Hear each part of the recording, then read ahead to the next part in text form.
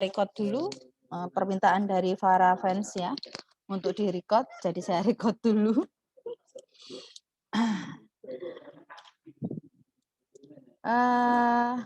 Ya, materi yang akan kita bahas pada siang hari ini adalah berkaitan dengan teknik analisis korelasi. Jadi, kita sudah masuk kepada statistik inferensial. Kalau yang, kalau tidak salah sebelum lebaran atau setelah lebaran seminggu itu ya, saya menjelaskan mengenai statistik inferensial ya. Maka ini adalah permulaan untuk kita belajar mengenai analisis data statistik dalam statistik inferensial, yaitu mengenai teknik korelasi. Nah, kira-kira sebelum saya lanjutkan untuk menjelaskan lebih jauh mengenai teknik analisis korelasi, teman-teman punya gambaran tidak mengenai judul skripsinya?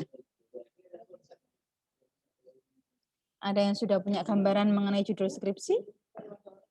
Belum ada, Bu. Oh, belum ada. Gambaran pun enggak punya ya? Pandangan Ada, pun Bu. juga? Oh, ada. Ada. Kira-kira apa judulnya? Kalau saya boleh tahu loh ya. Kalau nggak boleh tahu ya nggak usah disampaikan. Apa kira-kira judulnya?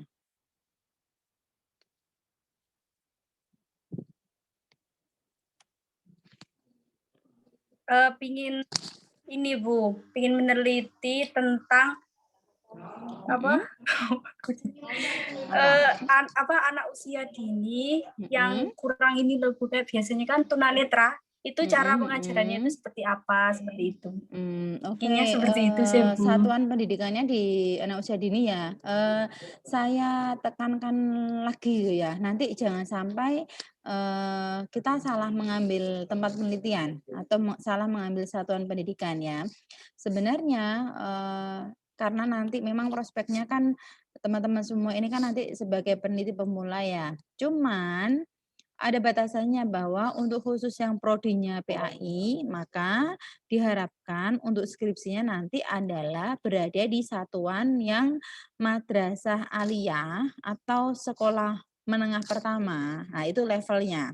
Jangan mengambil level orang lain. Nah, itu ya. Jadi jangan mengambil satuan pendidikannya punyanya PGMI ataupun punyanya PIAUD. Nah, itu. Jadi itu pertama PGMI, ya. Bu, saya. PGMI lah. PGMI apa lagi? Ya. PGMI enggak boleh juga mengambil punya ladangnya orang lain ya. Jadi itu ladangnya punyanya PIAUD. Nah, nanti kasihan kan PIAUD itu mereka itu punyanya ya itu, masa mau diambil. Nah, itu ya. Jadi satuan pendidikannya disesuaikan dengan levelnya.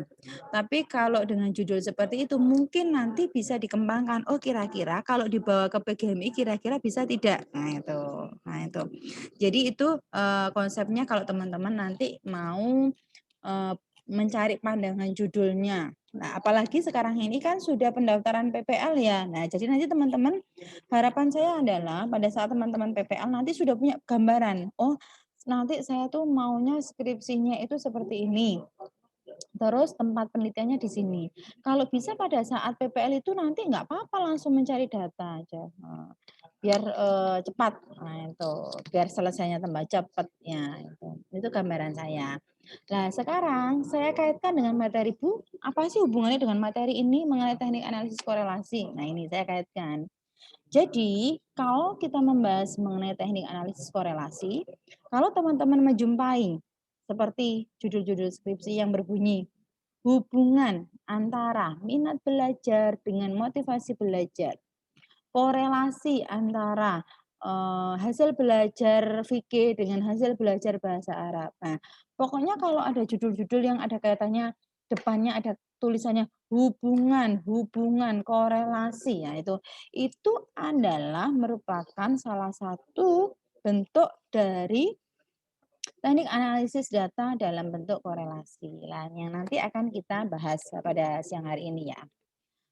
Saya lanjutkan mengenai pengertiannya ya. Pengertiannya dalam teknik analisis korelasi di sini adalah korelasi merupakan teknik pengukuran asosiasi atau hubungan. Jadi dia itu mengukur hubungan. Nah, hubungannya apa? Kira-kira hubungan kamu dengan si dia apa? Oh, baik-baik saja. Nah, bukan seperti itu kalau dalam teknik analisis ya. Jadi di sini adalah mengukur hubungan, tetapi hubungannya di sini adalah hubungan yang terukur. kita harus mencari skalanya seperti apa, nilai korelasinya seperti apa. Lah, ini adalah hubungannya. Pengukuran asosiasi di sini adalah, kalau mencari hubungan otomatis dia kan harus minimal 2. Jangan menjalin hubungan hanya sendiri, nggak bisa itu. Harus minimal ada 2 orang yang menjalin hubungan itu. Nah, sehingga sama dengan, eee, apa, makna dari teknik analisis korelasi. Hubungan itu adalah minimal 2. Sehingga di sini dikatakan hubungan itu adalah teknik dalam statistik bivariat. Nah, bi itu kan 2 atau multivariat. Nah, atau banyak variabel. Variat itu adalah variabel. Nah, sehingga kalau bivariat itu adalah berarti 2 variabel, kalau multivariat itu berarti lebih dari atau, banyak variabel. Nah, yang digunakan untuk mengukur kekuatan hubungan antar variabel. Sedangkan tekniknya itu ada macam-macam. Nah, kalau teman-teman sudah belajar mengenai evaluasi, masih ingat evaluasi? Di evaluasi itu ada apa saja yang kamu pelajari? Yo, evaluasi apa saja yang sudah dipelajari? Ayo, Penilaian. evaluasi. Oh, yo iya penilaian. Apa aja di dalamnya? Apa aja dalam evaluasi itu kira-kira belajar apa saja? Apa? Yuk. Lupa? Lupa Bu, soalnya kuliahnya online nih. Wah, masa gitu. Ya. Di evaluasi itu kita belajar mengenai ada instrumen. Nah, ada uji instrumen yaitu validitas, reliabilitas. Ingat? Ingat tidak? Sedikit, Bu. Sedikit ya Allah, sedikit. Evaluasi semester berapa? Semester 5? Semester 5? 5 ya. 5, Bu. 5 ya kok sedikit itu loh, piye terusan ya. Itu yang tertawa itu juga sepertinya enggak sampai separuh itu pahamnya ya. Ada yang sedikit, ada yang seperempat, ada yang 1 gram saja, ya. Jadi dalam evaluasi itu kan ada uji validitas, uji reliabilitas ya. Nah, uji validitas itu sebenarnya adalah uji untuk mengukur hubungan. Nah, dia menggunakan apa sih dulu namanya? Apa jenenge ndek validitas lali pisan ayo. Korelasi produk momen. Nah, untuk mencari validitas, maka teman-teman harus mencari nilai RXY, ya enggak? Nah, itu. Nah, itu. Nah, itu ya. Jadi untuk mengukur validitas, kita harus mencari nilai RXY. RXY itu apa? RXY itu sebenarnya uji korelasi. Itu atau biasanya dinamakan sebagai Pearson Product Moment. Yang menemukan orangnya namanya person. Nah, kalau kalian yang menemukan silakan diberi nama kalian sendiri yaitu.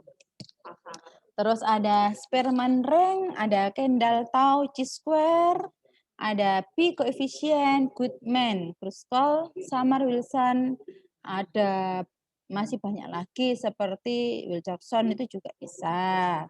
Nanti banyak sekali uji-uji dalam korelasi. Tergantung mana nanti yang kita gunakan. Tapi kita lebih familiar itu dengan korelasi product moment atau korelasi person. Nah, itu. Atau kalau personnya nggak bisa ya pakai chi-square lah. Nah, itu. Kalau datanya nanti nggak bisa pakai person Bu, bisa pakai chi-square. Nah, itu adalah teknik korelasinya. Terus tadi sudah saya jelaskan bahwa dalam korelasi itu minimal ada 2 variabel. Nah, 2 variabel ini dikatakan berasosiasi jika variabel yang satu itu mempengaruhi variabel yang lain. Nah, jadi namanya juga hubungan. Namanya hubungan itu kalau variabel satu bisa mempengaruhi yang lain, itu dinamakan sebagai variabel yang berasosiasi. Tetapi jika tidak ada pengaruh, maka itu dinamakan sebagai variabel independen, sendiri-sendiri. Nah, itu. Nah, sedangkan selanjutnya untuk korelasi ya, lambangnya itu adalah ini. Ini bacanya apa? Hmm? Ada yang tahu bacanya? P, Bu. Oh, Ro, Bu. ro ya. Oh ya, ini bacanya adalah ro. Ini bacanya R atau lambang dari korelasi ya. Atau biasanya menggunakan RXY yaitu. Itu adalah lambang daripada korelasi. Terus kegunaan teknik korelasi yang pertama adalah di sini untuk mengukur kekuatan, mengukur hubungan, mengukur kekuatan dari minimal 2 variabel. Misalkan variabelnya apa saja, Bu? Biasanya yang kita gunakan dalam pendidikan. Variabel pendidikan itu bisa tingkat kecerdasan, hasil belajar, minat belajar, motivasi kerja, produktivitas, kualitas pelayanan, kepuasan mahasiswa, dan mungkin bisa banyak lagi yang lainnya variabel-variabel yang bisa kita ukur dengan menggunakan teknik analisis korelasi. Karakter dari korelasi. Nilai korelasi itu nanti berkisar antara min 1 sampai dengan 1. Jadi garisnya adalah dari min 1. Min 1 terus min 0,9, min 0,8, min 0,7 berjalan ke kanan mendekati 0. Setelah 0 berjalan ke kanan lagi mendekati 1. 0, 0,1, 0,2, 0,3 sampai pada titik 1. Itu adalah nilai kisaran dari korelasi. Semakin tinggi, semakin ke arah kanan, maka korelasinya semakin naik atau semakin positif. Nah, kalau nilai RXY-nya itu sama dengan 0, maka dia bisa dikatakan sebagai tidak ada korelasi karena sama dengan 0. Kalau sama dengan 0 itu kan sama, sehingga tidak ada korelasi. Tetapi kalau nilai RXY-nya itu mendekati 1, jalannya adalah ke kanan, maka ini bisa dipastikan bahwa dia punya nilai korelasi yang positif. Yang mana artinya adalah setiap kali satu variabel X-nya naik, maka nilai Y-nya juga naik. Nah, jadi kalau arahnya ke kanan ya. Tetapi kalau arahnya di sini terbalik ke kiri, jadi dari 0 terus ke min 0,1, min 0,2, min 0,3 sampai mau mendekati min 1, maka ini yang namanya korelasi negatif. Apa sih maksudnya korelasi negatif? Korelasi negatif ini begini. Yang satu nilainya naik, maka yang satu nilainya turun. Nah, itu. Jadi hubungannya itu negatif. Nah, jadi itu. Jadi kalau korelasi negatif itu berarti arah nilai korelasinya itu adalah ke kiri, mendekati min 1. Sehingga dia yang satu nilai X-nya naik, maka Y-nya turun. Itu korelasi yang negatif. Kalau dia nilainya di titik tengah, yaitu 0, maka berarti tidak ada korelasi. Tapi kalau nilainya mendekati 1, maka dia korelasinya adalah korelasi positif. Di mana kalau satu variabel itu naik, harusnya variabel satunya juga naik. Nah, itu. Jadi maksudnya seperti itu. Sampai di sini ada yang ditanyakan atau mungkin penjelasan saya terlalu cepat? Karena masih banyak ini. Ulang, Bu, untuk yang korelasi yang negatif. Oke, korelasi negatif. Jadi begini, korelasi negatif itu kalau kita punya dua variabel ya, variabel X dan Y. Korelasi negatif itu kalau misalkan nanti setelah dihitung nilai R-nya adalah mendekati min 1. Misalkan setelah saya hitung nilai R-nya ternyata min 0,8. Min 0,8 kan ya. Berarti kan dia letaknya berada di sebelah negatif. Nah, kalau dia nilainya adalah negatif, maka dia adalah namanya korelasi negatif. Hubungannya berlawanan. Berarti kalau variabel X-nya itu naik, maka variabel yang satunya itu turun. Jelas? Bisa dipahami? Kalau nilai variabelnya itu 1 naik, maka dia nilai satunya, variabel satunya itu dia menjadi turun. Nah, itu namanya korelasi negatif. Tapi kalau korelasi positif, satunya nilainya naik, maka nilai yang satunya juga naik. Itu definisi dari korelasi negatif dan korelasi positif. Nah, kalau yang negatif ini arahnya berlawanan. Itu definisinya dari karakteristik korelasi. Bisa dipahami? Atau masih bingung lagi? Mungkin perlu contoh kah? Iya, Bu. Oke, ya pelan-pelan aja ya. Oke, saya contohkan.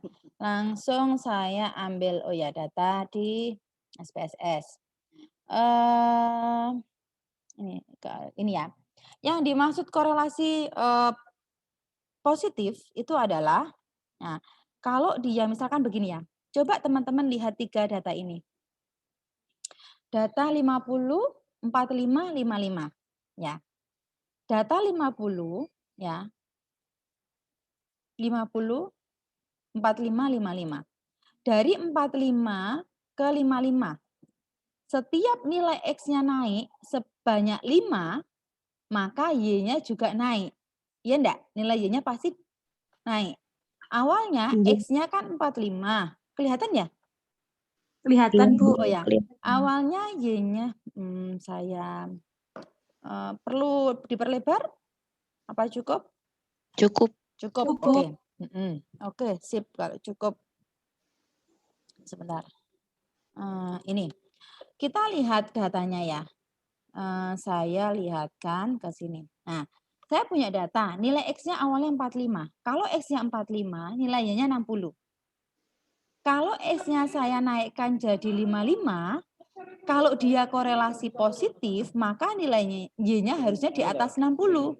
Ini di atas 60 tidak? Iya. Nah, berarti ini namanya korelasi positif. Nah, itu baru satu data. Kalau ini kan banyak data, tapi minimal satu data inilah. Ini menunjukkan korelasi yang positif. Nah, itu. Terus kalau saya naikkan lagi dari 55. 55 ke 65. Nilai Y-nya minimal adalah sama atau naik. Nah, ini sama atau naik tidak? Sama. Nah, berarti dia masih positif kan ya. Ada lagi nilai Y-nya 65, ini yang deret ke 10. Nilai X-nya 65, nilai Y-nya 90. Naik kan? Nah, berarti namanya korelasi positif. Nah, korelasi positif itu namanya. Nah, kalau negatif itu contohnya ini nomor 1. X-nya 50, nilai Y-nya 75. Jelas? Setelah itu, nah, jelas kan ya ini ya? Oh, ini masih sebentar. Oh, belum. Ini contohnya positif sih. Nah, saya ambilkan lagi. Kalau saya punya data nilainya 50, Y-nya 65. Ya. Kalau saya punya data X-nya 55, Y-nya jadi 60. Kalau saya punya datanya ini 60, Y-nya jadi 55. Nah, lihat 3 data ini. Setiap kali ada penambahan nilai X, grafik Y-nya itu tidak naik, tetapi turun. Nah, nilainya turun. Inilah yang dinamakan sebagai korelasi negatif. Nah, jelas ya. Oke, saya hapus dulu.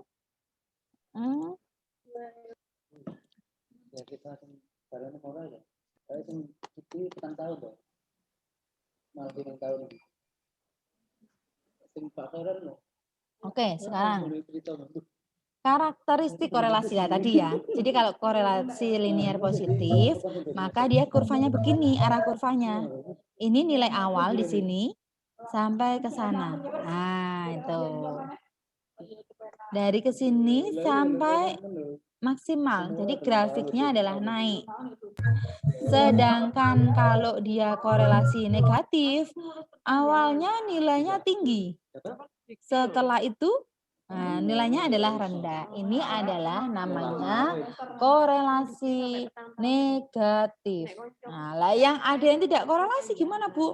Yang tidak korelasi, grafiknya bisa berbentuk seperti ini. Nah, itu.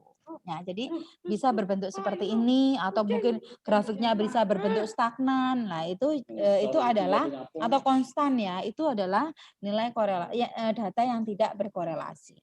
Jadi yang korelasi itu adalah gambar 1 dan 2. Itu karakteristik. Nah, sekarang ini pedoman interpretasi koefisien korelasi. Nah, jadi nilai koefisien korelasi itu dia nilainya adalah kalau nilai R-nya adalah 0 sampai 0,1 maka dia sangat rendah.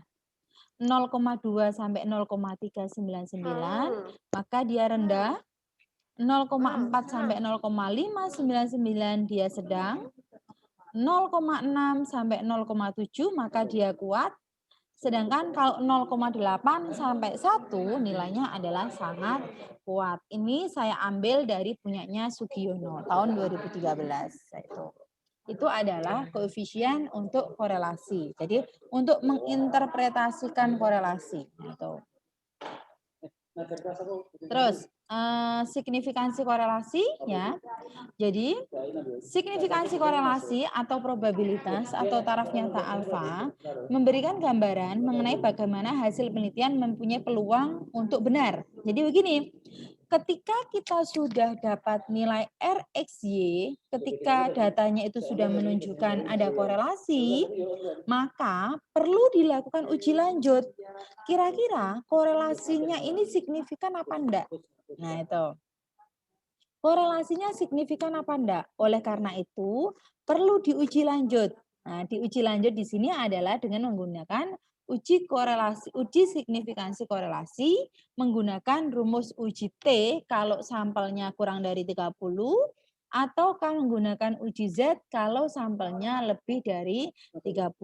Nah, ini tergantung dengan jumlah responden. Kalau uji T biasanya responden kecil, kalau uji Z biasanya responden yang lebih banyak. Nah, itu. Uji T itu batasnya adalah 30. Kalau uji Z berarti di atasnya itu, ya.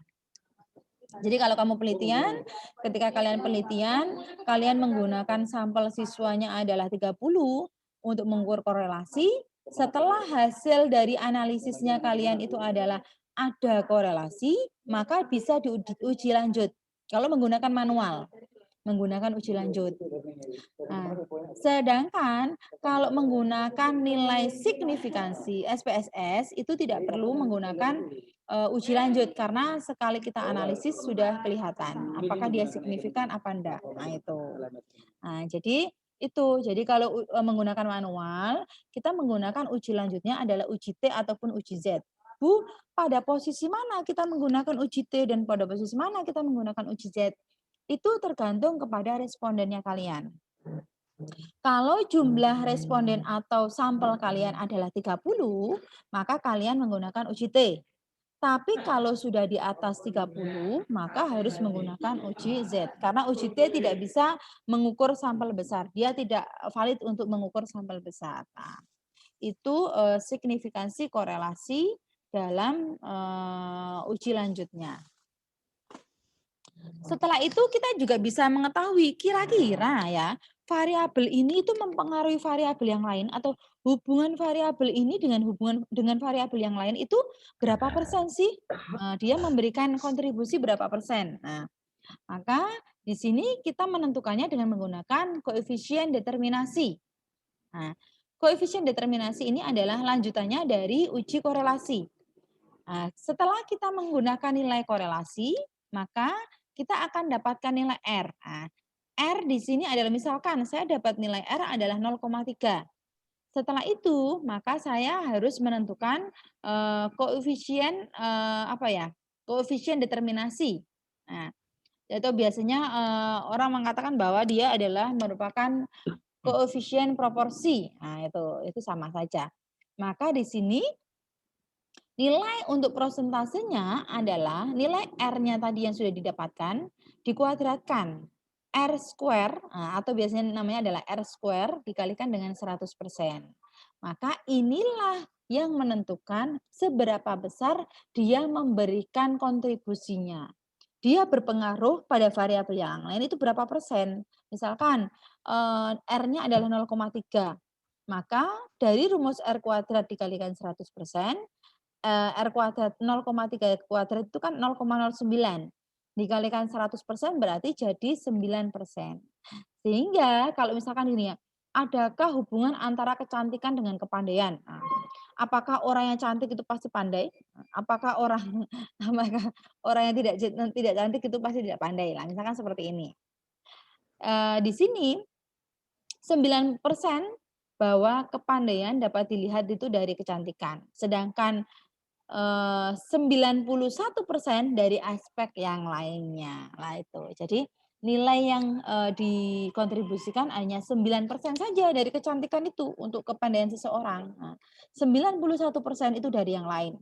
Dari sosial ekonomi keluarga, dari temannya, ya situ pokoknya yang lainnya selain kecantikannya. Nah, itu. Jadi itu adalah faktor-faktor yang bisa mempengaruhi atau berkontribusi kepada variabel-variabel. Terus ini saya jelaskan mengenai teknik analisis korelasi itu ada 2, yaitu parametrik dan non parametrik. Apa sih itu parametrik? Ayo dibuka lagi catatannya yang sebelum Idul Fitri. Kok sebelum Idul Fitri, Bu? Materi kuliah yang kemarin saja saya lupa ya. Apa itu statistik parametrik dan apa itu statistik non parametrik? Statistik parametrik kalau dia memenuhi syarat. Apa itu Bu syaratnya? Bahwa sampelnya diambil secara random. Kedua, uji prasyaratnya adalah dia datanya harus memenuhi normalitas. Yang ketiga, datanya juga harus memenuhi homogen. Khusus untuk korelasi, datanya harus memenuhi linearitas. Nah, linearitas itu harus memenuhi. Sehingga pada uji seperti ini, kalau dia memenuhi, maka dia dinamakan sebagai korelasi parametrik. Nanti teknik analisisnya menggunakan korelasi product moment atau korelasi ganda atau korelasi parsial. Tetapi kalau misalkan setelah kalian penelitian, ternyata data kalian itu tidak normal, tidak homogen, sampelnya juga tidak diambil dari sampel yang random. Nah, bagaimana Bu? Berarti kan ini penelitian saya gagal. Oh tidak. Nah, kalian dikasih pilihan. Kalau data kalian menggunakan atau sifatnya seperti ini, maka kalian punya pilihan. Bisa menggunakan Spearman rank, Kendall-Tau, chi-square. Nah, itu adalah beberapa pilihannya. Nah, itu. Jadi beberapa pilihan boleh nanti dipakai mana yang bisa memenuhi standar data kalian. Jadi bukan berarti ketika data kita itu tidak normal, tidak homogen, bahwa penelitian kita gagal. Tidak, kita diberikan alternatif. Jadi kalau kita sudah ketinggalan base yang kelas eksekutif, kita itu masih dikasih pilihan untuk base yang kelas ekonomi. Nah, itu. Jadi ini tergantung pada kondisi. Jadi itu bisa. Rumus korelasi ini tidak perlu dihafalkan ya. Nah, tidak perlu dihafalkan. Jadi ini seperti jadi ada 2 rumus korelasi. Ada RSJ seperti ini. RSJ seperti ini itu adalah kalau dia nah,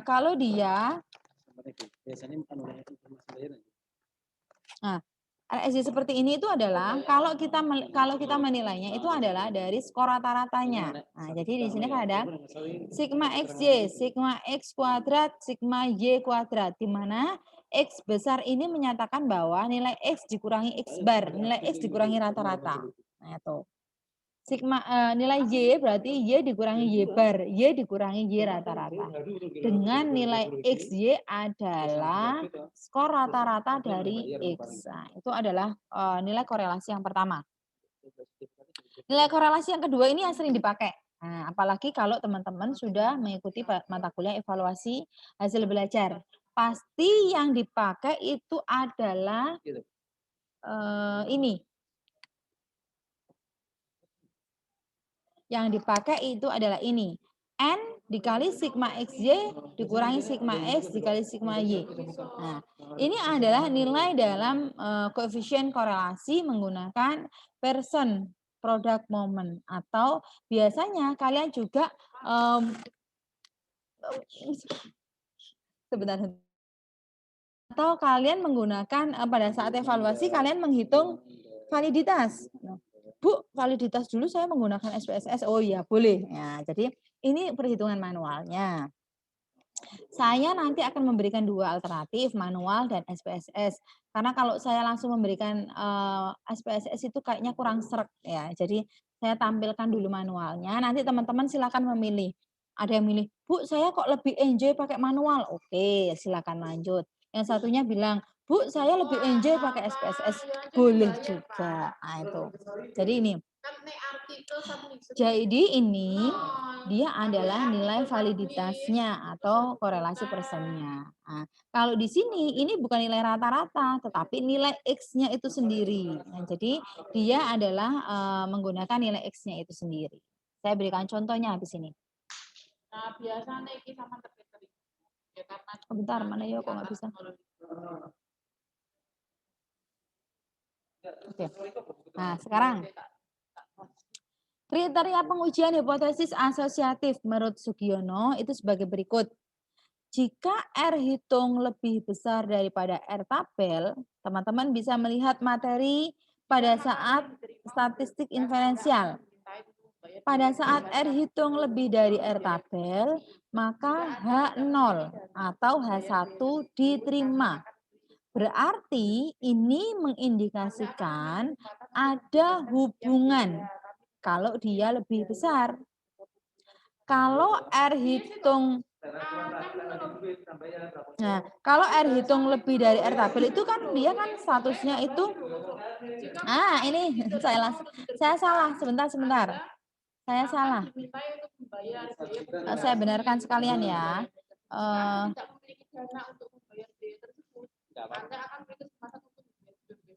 Ini ini salah. Ya.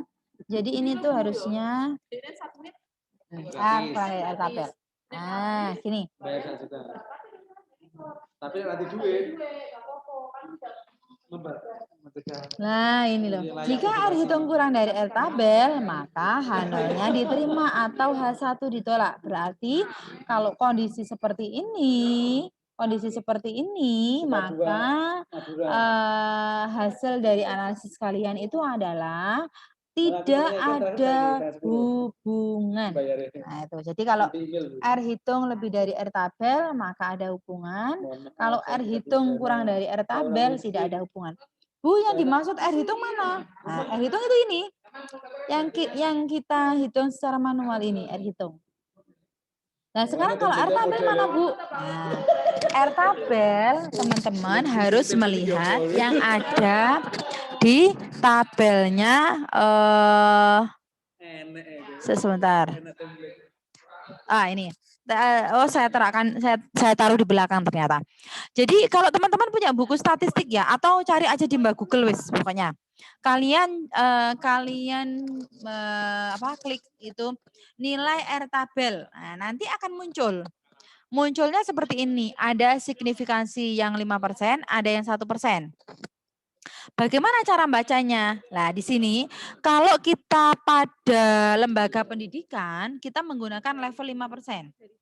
Kalau 1% ini biasanya lebih kepada eksakta, penelitian-penelitian eksakta pakai 1%. Kalau kita lebih kepada 5%. Nah, di sini ini adalah menyatakan jumlah N-nya. Nah, kalau jumlah sampel kita adalah misalkan ya 12, maka kita tarik garis ke bawah. 12. Oh, 12 di sini. Terus kita lihat nilai signifikansi yang 5%. Oh, ternyata kalau data kita sampelnya adalah 12, maka nilai R tabel kita adalah 0,576. Nah, itu maksudnya membaca nilai R tabel. Jelas tidak untuk sampai membaca nilai R tabel?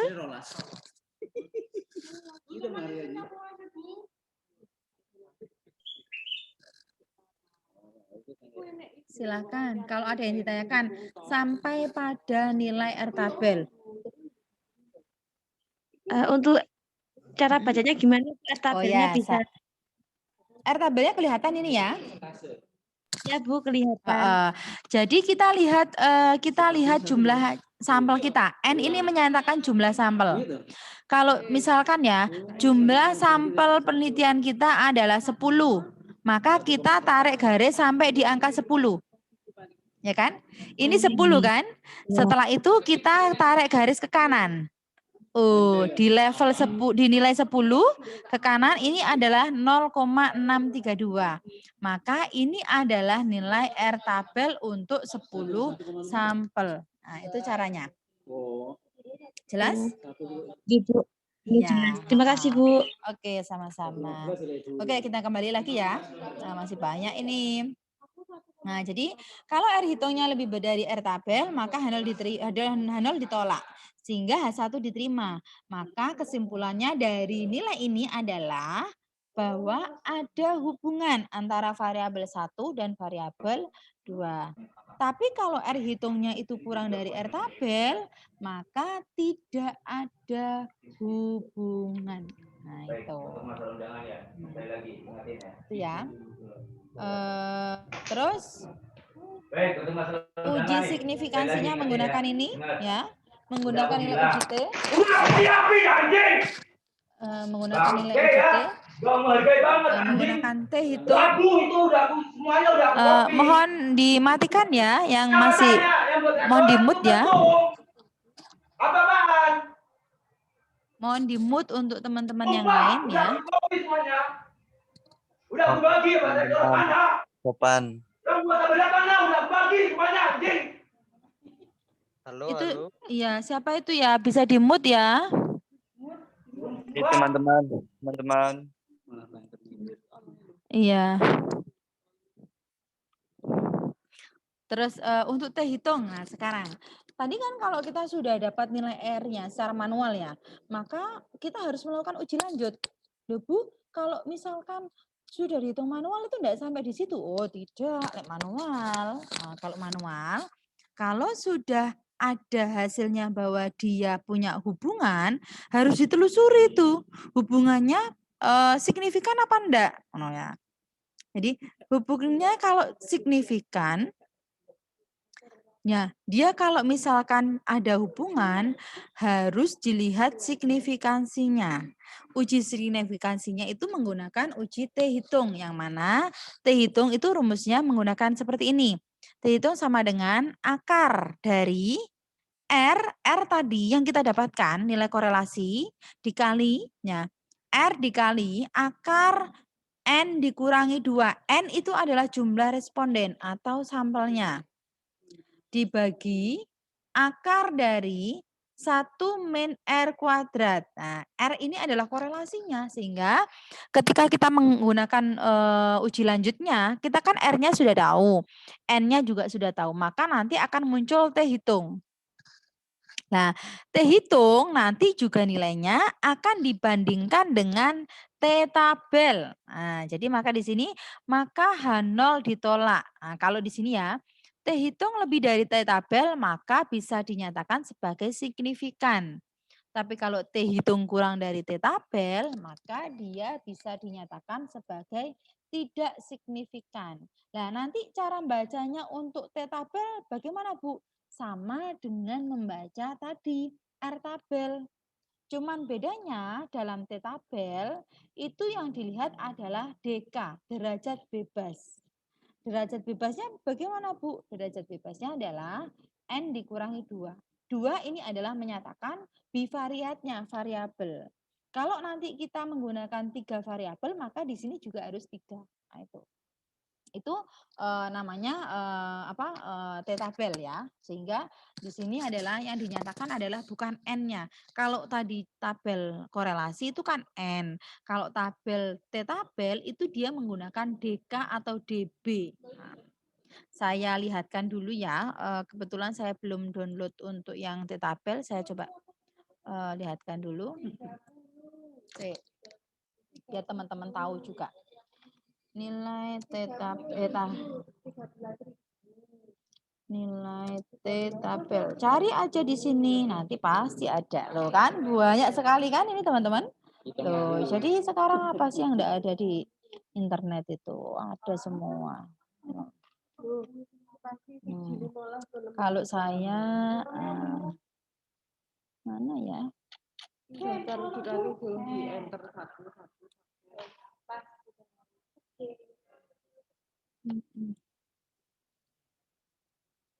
Nah, ini saya besarkan. Nah, ini ya. Ini adalah data T-tabel, teman-teman. Kalau bacanya tadi itu kan, kelihatan enggak? Kelihatan tidak? Kelihatan, Bu. Oh, kelihatan. Oke. Nah, dalam T-tabel ini dilihat ya. Ini adalah DF-nya 1 sampai 40. Nah, berarti dia hanya sampai pada 40 di sini ya. Nah, jadi tergantung pada N-nya. Kalau tadi kan misalkan kita pakai N-nya adalah 10 ya. N-nya 10, maka nilai DF-nya berapa? 10 dikurangi 2, berarti dia letaknya di 8 kan? Nah, 8 di sini. Terus setelah itu kita cari nilai 0,25. 0,25 atau 0,05, Bu, misalkan ya. 5% itu berapa berarti? 5%. 0,05. Berarti dia letaknya di sini. Nah, di sini kan ya. Ini ada 0,5, 0,20, 0,1. Yang dilihat itu yang bawahnya ya, jangan yang atas. Karena yang atas itu proporsinya. Yang bawah itu yang DF-nya ya. Yang dilihat yang bawahnya 0,5, 0,2, 0,10, 0,05. Kalau dia 5% berarti akan 0,05. Maka kita tarik 0,05 itu di sini, di kolom ke-5. Terus tadi kita jumlahnya adalah 10. 10 dikurangi 2 adalah 8. Maka di sini kan ya, maka nilai T-tabel itu adalah ini. Nah, ya. Nilai T-tabel itu adalah ini, 2,306. Kalau N kita 10, maka T-tabel kita adalah 2,306. Jelas? Jelas? Bisa diulangi lagi, Bu. Oke, ulang lagi. Oke. Tadi jumlah N kita kan 10, jumlah sampel kita 10. Nah, untuk T-tabel yang dilihat bukan N-nya, tetapi DK-nya atau DB atau DF. Nah, DK itu singkatan dari derajat kebebasan, DB itu singkatan dari derajat bebas, DF itu singkatan dari degree of freedom. Jadi podo ae telu-telune iku ya. DK, DB, DF itu sama. Nah, di sini DK itu adalah N dikurangi 2. Kalau jumlah N kita adalah 10, maka dikurangi 2 adalah berapa? 8. 8. Oke, sekarang kita lihat T-tabelnya.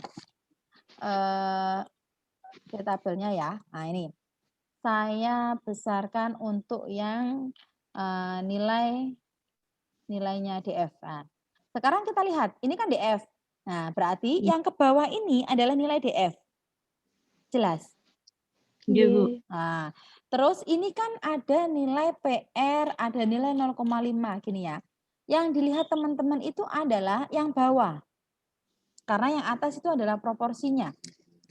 Nah, sehingga yang dilihat teman-teman itu yang bawah 0,05 di sini kan, berarti kolom kelima ini adalah nilai alfa 5%-nya.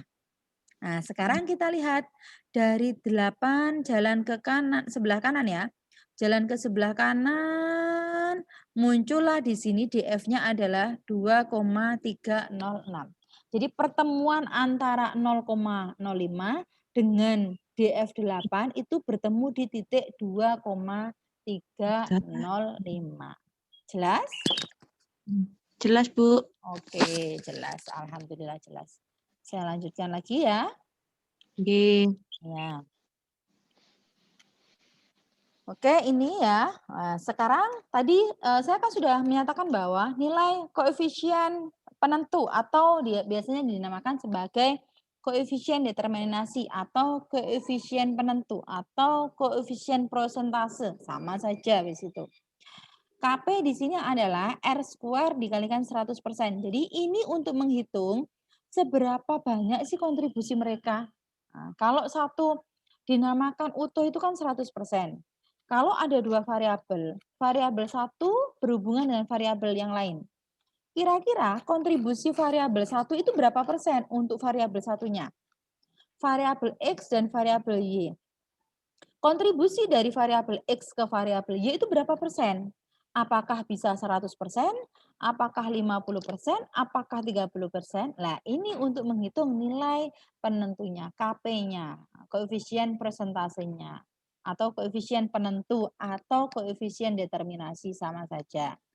Nah, ini caranya adalah R square, jadi nilai korelasinya tadi, dikuadratkan dikalikan dengan 100%. Itu langkahnya. Oke, sampai di keterangan ini ada pertanyaan mungkin teman-teman? Sebelum saya lanjutkan untuk yang contoh soal.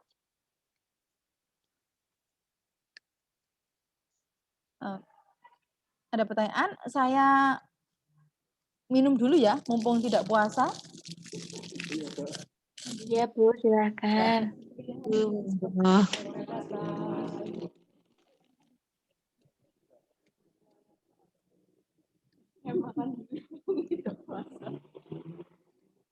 Mumpung tidak bulan puasa ya, lek bulan puasa aku masuk saya di tengah perkuliahan makan gitu.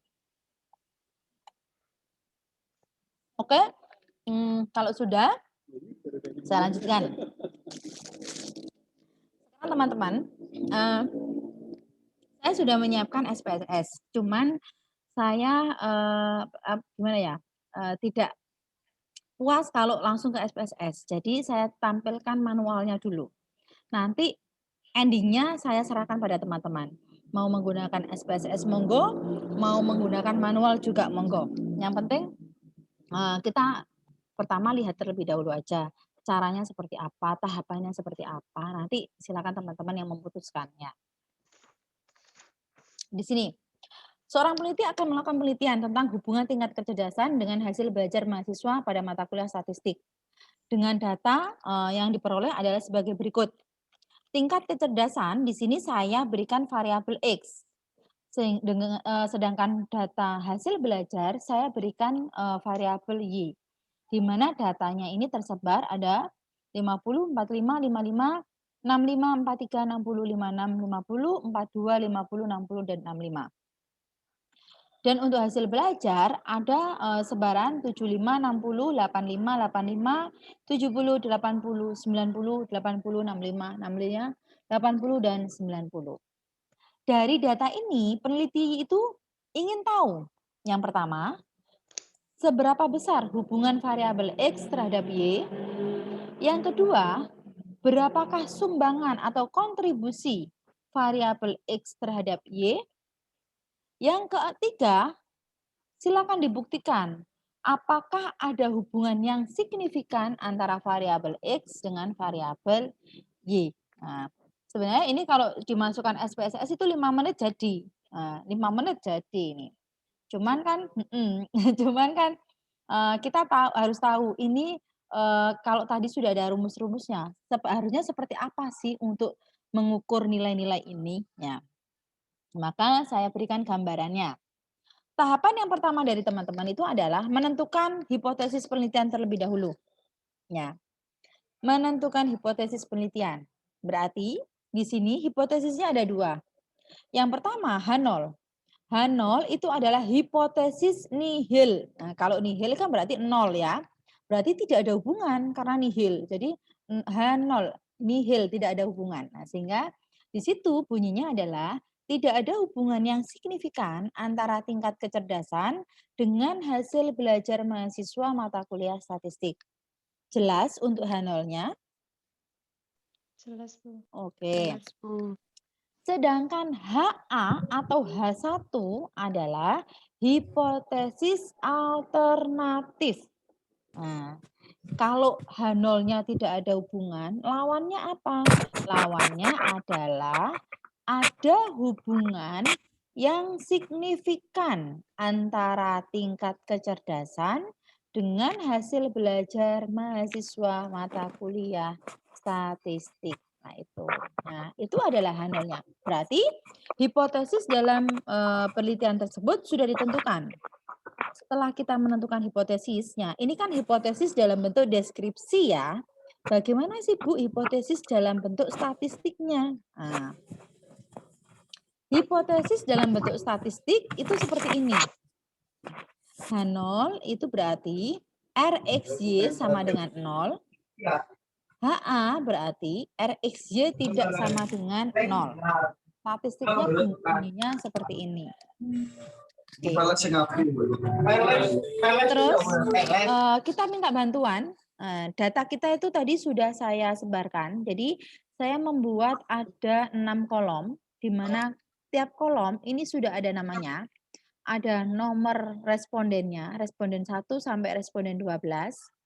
Ada nilai X-nya dan nilai Y-nya. Ingat ya, data ini, data sebaran ini itu urut. Berarti 50 itu adalah untuk responden yang pertama pada nilai tingkat kecerdasan. 75 itu adalah responden pertama pada nilai hasil belajar. Sehingga kita urutkan. Kalau awalnya datanya itu berbentuk baris, maka kita buat dalam bentuk kolom seperti ini. Ya. Oke. X-nya sudah kita masukkan.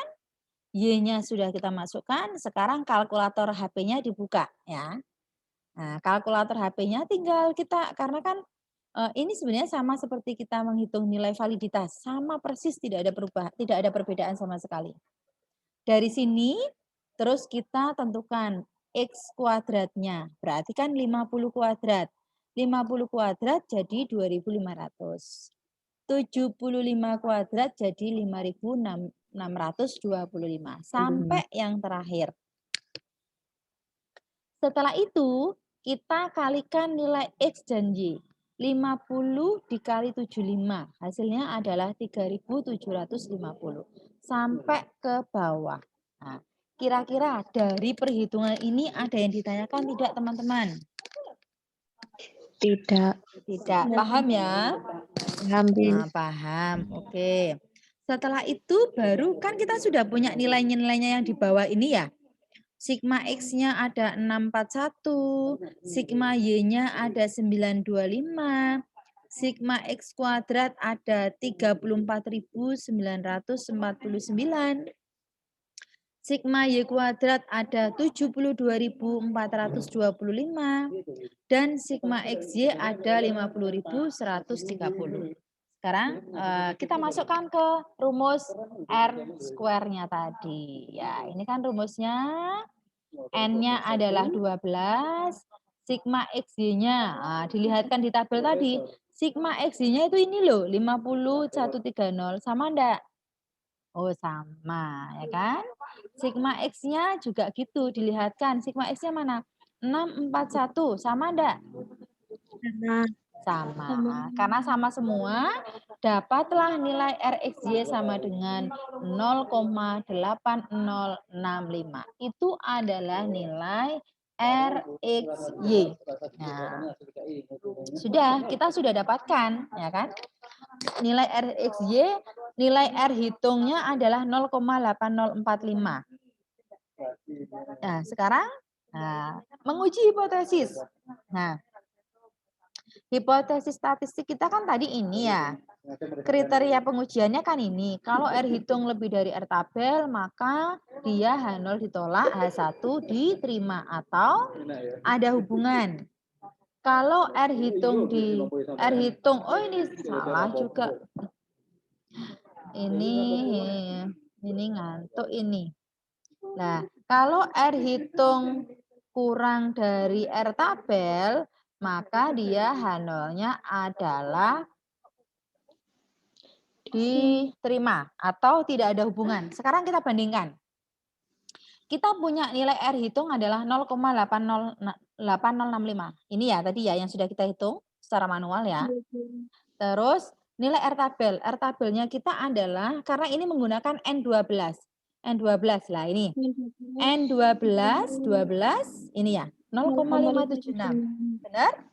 Oke, berarti kan 0,8065 terus R tabelnya 0,576.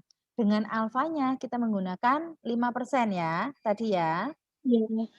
Maka di sini 0,8 sama 0,5 itu lebih besar mana? 0,8. 0,8. Berarti kan di sini H0 ditolak dan H1 atau HA diterima. Sehingga bisa disimpulkan ada hubungan antara kecerdasan dengan hasil belajar mahasiswa di mata kuliah statistik. Nah, itu maksudnya. Tuh. Ini kok baterai saya kok habis.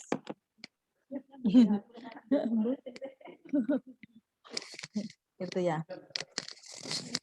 Iya, kok gak nyambung ya, Bu? Bentar ya. Sama cabut.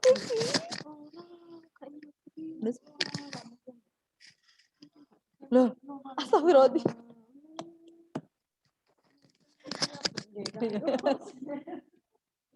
Oh ya, sudah. Ternyata kabelnya tidak saya colokkan. Oke. Sudah dari sini ada yang ditanyakan tidak?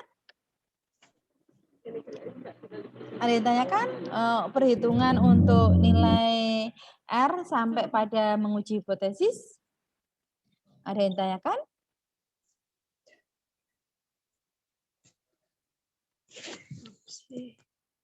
Nanti ini kuliah kita saya rekam, jadi nanti saya kirimkan ke classroom kita. Teman-teman yang masih belum paham bisa dilihat di YouTube dan Classroom. Ini tetangga sebelah ini sudah rame saja ini. Iya, di YouTube dan di Classroom. Ya, oke. Oke, kita sudah dapat nilai R hitung ya, 0,8065. Sekarang sudah ada kesimpulan bahwa ini ada hubungan. Nah, sekarang kita telusuri lagi. Uji lanjutkan. Kira-kira kalau sudah ada hubungan ini signifikan tidak? Nah, itu ya. Setelah itu, maka kita masukkan ke dalam nilai T hitung. T hitungnya adalah rumusnya kan ini, R-nya tadi 0,8065. Akar 12 min 2. Nah kan berarti nilai T hitung 4,3132 itu adalah nilai T hitung. Setelah itu kita bandingkan nilai T hitung ya. Ini pakai 12. Oh ini ya. Ini T tabelnya adalah karena kan N-nya 12 ya. 12 dikurangi 2 berarti 10. Coba kita lihat sama enggak ya nilai T tabelnya.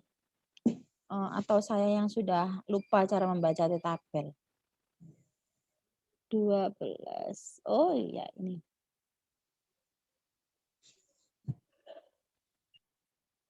Oh ya. Oh kita pakai yang ini. Oh sebentar. Mana ya tadi ya? Sepertinya sudah saya download ya tadi ya.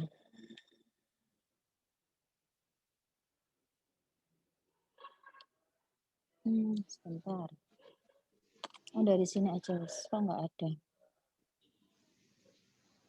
Nilai T hitung, kalau 12, 10, oh kita pakai ini. Ya. Oh kita pakai yang 0,5-nya, pakai proporsinya 0,5 yang di atas. Sehingga di sini 1,812. Oh ya sama. Nah, sehingga di sini nilainya T tabelnya adalah 1,812 sama. Sehingga kalau di sini T hitungnya adalah 4,3132, T tabelnya adalah 1,812. Maka bisa dipastikan bahwa T hitung itu lebih besar daripada T tabel. Sehingga hubungan ini ternyata hubungan yang signifikan. Nah, sudah itu. Kita sudah punya bahwa R-nya berhubungan, kita sudah punya bahwa hubungannya juga signifikan. Tahap ketiga adalah kita mencari nilai prosentasenya. Nah, prosentasenya pakai apa? Nah, tadi pakai R square dikalikan dengan 100%. R square-nya apa?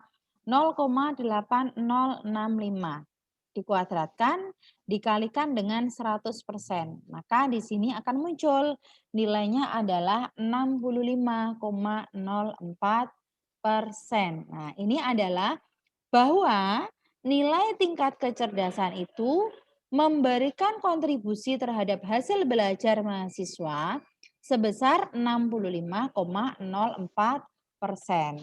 Sedangkan yang lain itu ditentukan oleh variabel di luar kecerdasan. Itu cara membacanya untuk nilai koefisien penentunya.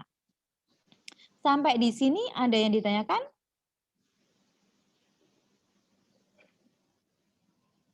Nah, sekarang kita bandingkan kalau kita menggunakan SPSS. Sampai di sini ada yang ditanyakan? Teman-teman tadi bisa menuliskan di buku sendiri-sendiri ya. Yang pertama adalah silakan ditulis di sini R hitung. R hitungnya adalah 0,8065. 0,8065. Dengan KP-nya adalah 65,04%. Nanti kita bandingkan dengan hasil di SPSS. Nah, biasanya di SPSS itu akan ada perbandingan sedikit. Kenapa? Karena di SPSS itu perhitungannya dia di belakang koma atau desimalnya itu lebih banyak. Nah, perhitungan desimalnya itu lebih banyak. Itu ya. Oke, sekarang saya lanjutkan yang SPSS. Nanti poin biserial bisa dibaca sendirilah ya.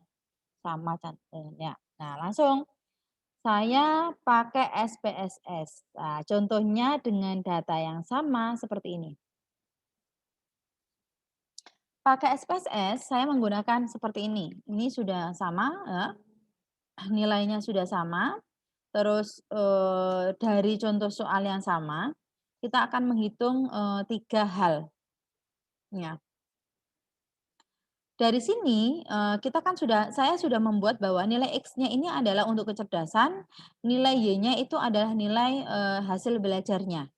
Nah, langkah pertama teman-teman yang sudah menginstal SPSS ya, saya mulai ya. Jadi yang pertama, ini saya tutup dulu. Saya tutup dulu. Sekarang kita buka dulu SPSS ya. SPSS. Kelihatan tidak ya? Tidak ya? Kelihatan ya ketika saya membuka SPSS. Oke. Sekarang saya buka SPSS ya. SPSS bisa seri berapapun. Bisa seri 5 kalau ada yang masih punya seri 5 bisa. Ataupun sampai seri yang tertinggi 27. Nah, itu kalau saya punyanya yang 24. Nah, kebetulan data ini itu sudah saya masukkan. Nah, pertama teman-teman, dalam SPSS itu ada 2 begini. Ada tampilan seperti ini. Ada data view yang seperti ini ya, dan ada variabel view. Kalau data view ini adalah nanti isinya berupa angka. Kalau variabel view ini isinya berupa nama variabelnya. Ya, nama variabelnya. Misalkan ya, nama variabelnya itu saya pakai X. Terus ini pakai Y. Nah, tipe variabelnya apa? Nah, ini bisa macam-macam. Nah, bisa numerik, koma, dot, titik, scientific notasi ilmiah ya, data, tanggal lahir, mata uang, ataupun macam-macam. Tapi karena kita nanti menggunakan angka perhitungan skala, maka di sini saya tulis numerik. Width ini adalah lebarnya ya, lebar kolomnya, jadi 8 enggak apa-apa.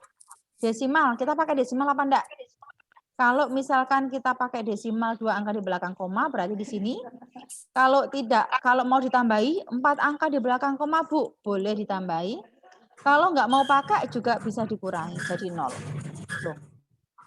Nah, jadi kalau misalkan pakai 4, pakai gini. Label itu adalah keterangan dari X. X-nya mau sampean beri keterangan apa? Misalkan kecerdasan. Nah, itu nama variabel X-nya. Sedangkan Y-nya adalah hasil. Nah, itu. Oke ya. Value-nya enggak usah ditulis, non aja. Missing-nya juga 0. Jadi tidak ada data yang dihilangkan. Terus kolomnya juga sama dengan width, jadi lebarnya baris dan kolom sama. Ini maunya rata apa? Rata kiri, rata kanan, atau rata tengah. Nah, misalkan kita pakai rata tengah. Nah, ini measure-nya. Measure. Jadi pengukurannya pakai apa? Ingat macam-macam data ya. Kan ada skala ordinal, ada yang nominal, ada yang interval, ada yang rasio. Kalau nilainya itu adalah interval dan rasio, maka dia menggunakan scale. Nah, tapi kalau datanya misalkan ya, laki-laki, perempuan, nah dia menggunakan ordinal. Kalau datanya adalah data angket, 1, 2, 3, 4, 5, dia menggunakan nominal. Nah, jadi itu.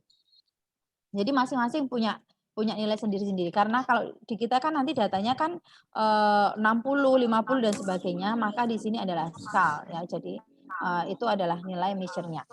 Terus kita masukkan. Jadi ini saya mencoba untuk memasukkan satu-satu datanya. Sebenarnya saya sudah punya datanya sih. Saya coba masukkan satu-satu aja biar teman-teman tahu nanti bagaimana cara memasukkannya ya. Ini datanya. Oke, saya kecilkan PPT-nya.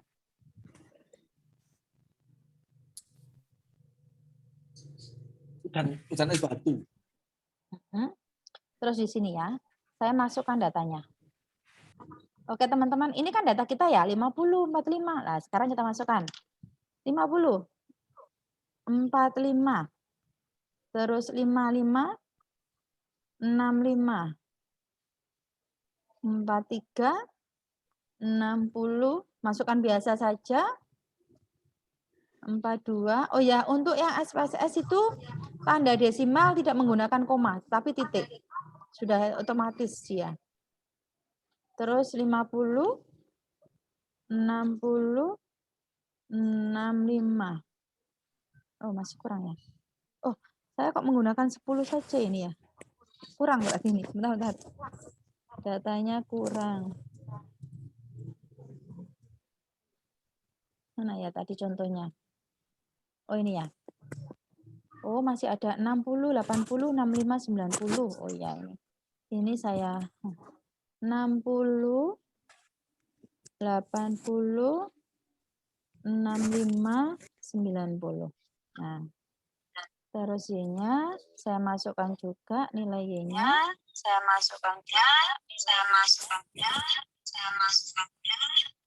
Ini 75,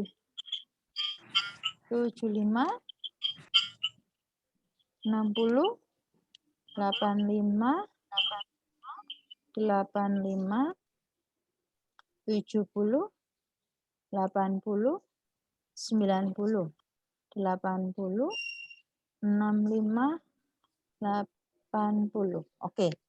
Oke, kita sudah punya datanya, sudah saya masukkan ke dalam SPSS-nya ya. Sekarang saya turunkan biar kelihatan. Nah. Oke nih. Karena analisisnya nggak kelihatan nanti. Kalau full ketutup sama ini yang atas. Oke, teman-teman kalau sudah, jadi ini sudah ya, sudah kita masukkan data view-nya, sudah kita masukkan variabel view-nya. Ingat, data ini tidak boleh ada yang kosong. Misalkan ya, ini saya kosongi, blank. Nah, ini saya kosongi, ini tidak bisa. Sehingga ini harus diisi. Karena kita di sini missing-nya itu adalah non ya. Jadi tidak ada yang dibuang. Nah, itu. Sehingga di sini data view sudah. Sekarang untuk korelasi, ini variabelnya kita kan hanya ada 2, X dan Y ya. Kita langsung klik analyze. Nah, Analyze ini banyak loh ya. Sekarang teman-teman lihat yang korelat. Nah, korelat. Nah, korelasi. Korelasi ini macam-macam lah. Mau yang pakai yang mana? Bivariat, parsial, distant, kanonik. Nah, karena kita adalah dua variabel, maka kita mengkorelasikan bivariat. Kalau sudah, variabel kecerdasan kita klik, kita pindahkan ke dalam kotak variabel. Begitu juga dengan variabel hasil. Kita klik, kita pindahkan. Ya. Nah, sekarang koefisien korelasinya kita pakai mana? Pearson, Kendall, atau Spearman? Karena kita menggunakan product moment, berarti kita centang Pearson, ya, kita centang Pearsonnya. Terus tes signifikansinya adalah dua sisi kanan dan sisi kiri. Karena kan kita tidak melihat bahwa kecerdasan itu lebih besar daripada hasil. Tidak begitu kan? Kita hanya melihat ada hubungan dan tidak ada hubungan. Maka di sini harus dua pihak, uji dua pihak. Nanti nilainya bisa negatif, bisa positif. Nah, karena hipotesis kita sudah menyatakan bahwa tidak ada hubungan. Bukan hubungannya lebih besar atau hubungannya lebih kecil. Nah, kalau tidak ada hubungan berarti di sini harus two tail, jadi dua sisi. Nah, dua sisi ya. Dua sayap. Nah, itu ya, sama aja. Nanti seperti yang dulu saya sudah sampaikan di statistik inferensial, itu kan ada gambar kurva normal ya.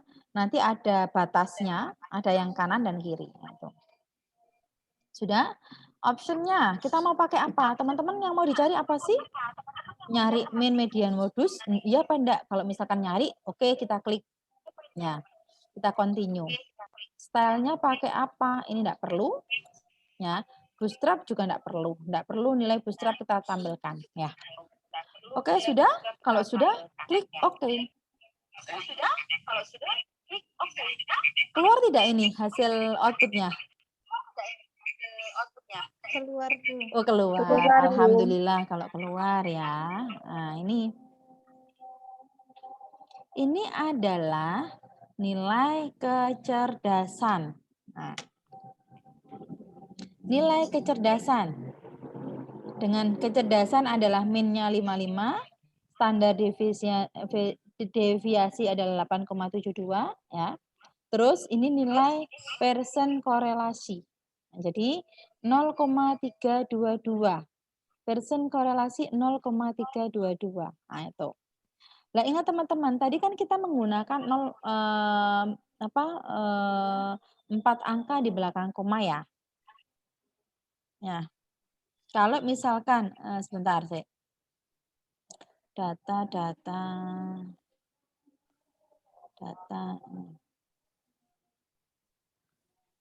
Kalau misalkan kita pakai yang ini.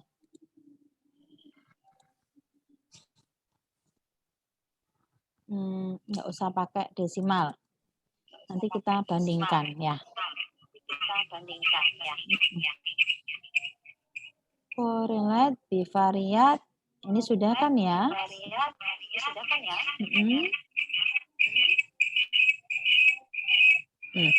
Ya. Inilah nilainya. Oke. Terus kita punya nilainya ini.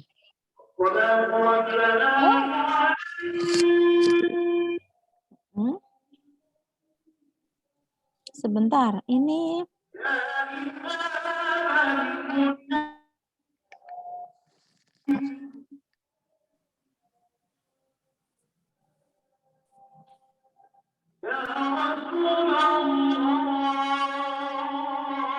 Masar ya, mau adzan ya.